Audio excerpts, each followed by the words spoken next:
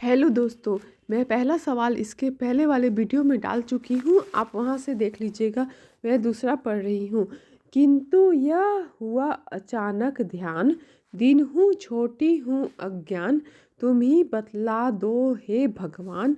मात्र मंदिर का दुर्गम मार्ग, मार्ग के बाधक पहरादार, सुना है ऊंचे से सोपान, फिसलते हैं दुर्बल पैर, चढ़ा दो मुझको हे भगवान।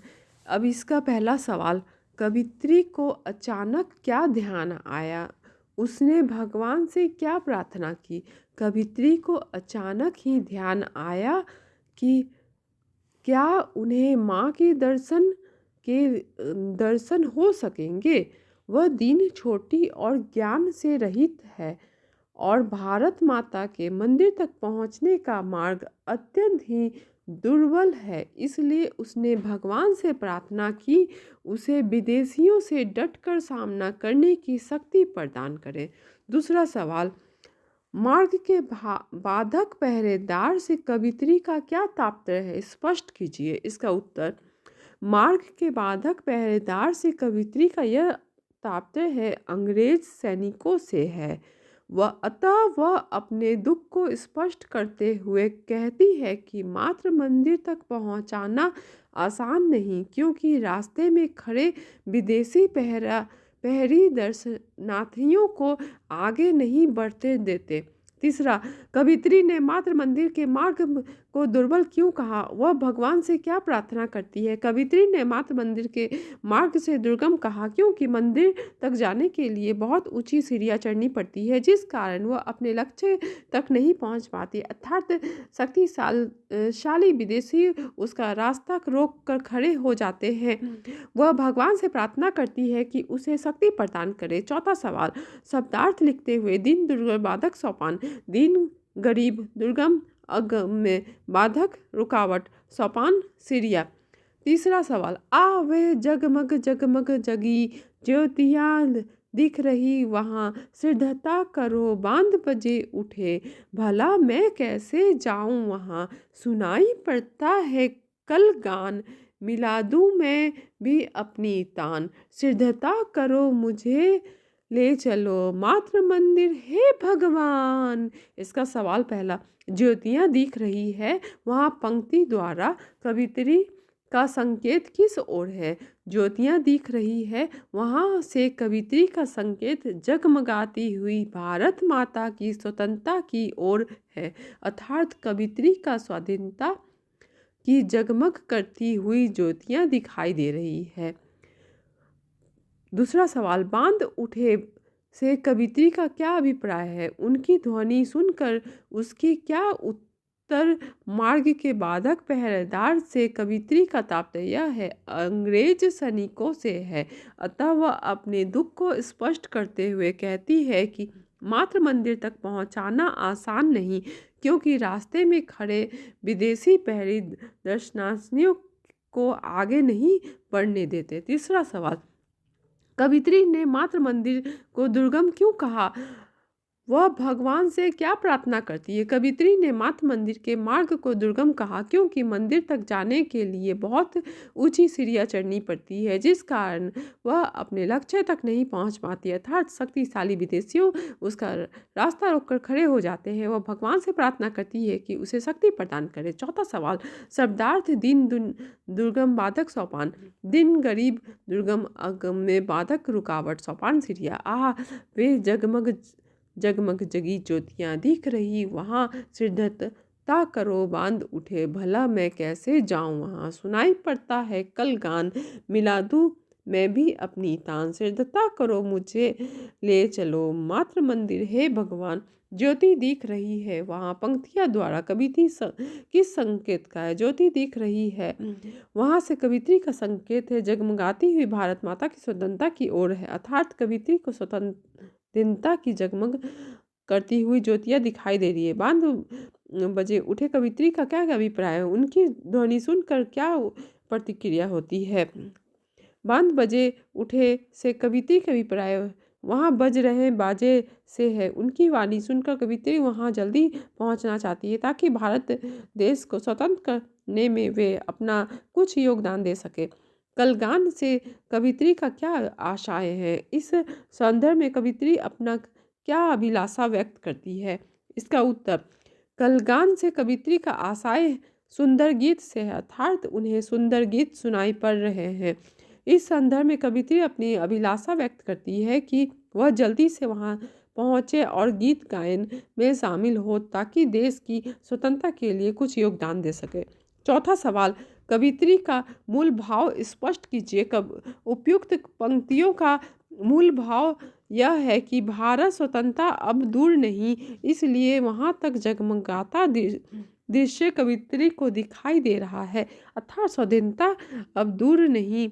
और इसकी कल्पना करते हुए कवित्री प्रभु से प्रार्थना करती है कि उसे शक्ति प्रदान करे और अपने लक्ष्य को प्राप्त करने के लिए उसकी सहायता करे।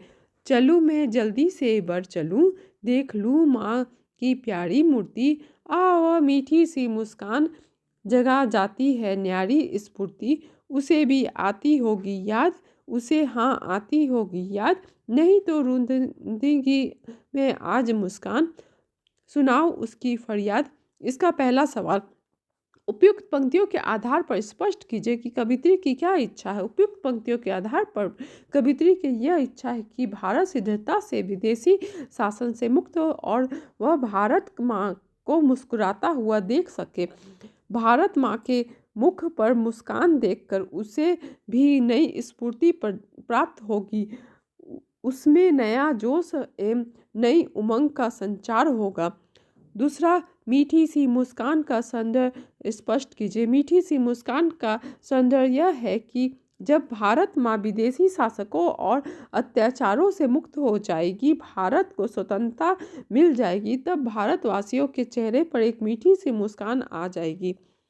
तीसरा सवाल, जगा जाती है न्यारी स्फूर्ति पंक्ति का आशय स्पष्ट कीजिए। जगा जाती है न्यारी स्फूर्ति का आशय यह है कि जब भारत को स्वतंत्रता प्राप्त हो जाती है, तब भारत माँ के मुख पर मुस्कान देखकर कवित्री को भी नई स्फूर्ति प्राप्त होती है, उसमें नया जोश और नई उमंग आ जाती है। जैसे हम कुछ याद कर लेते तो हमें कितनी खुशी होती है।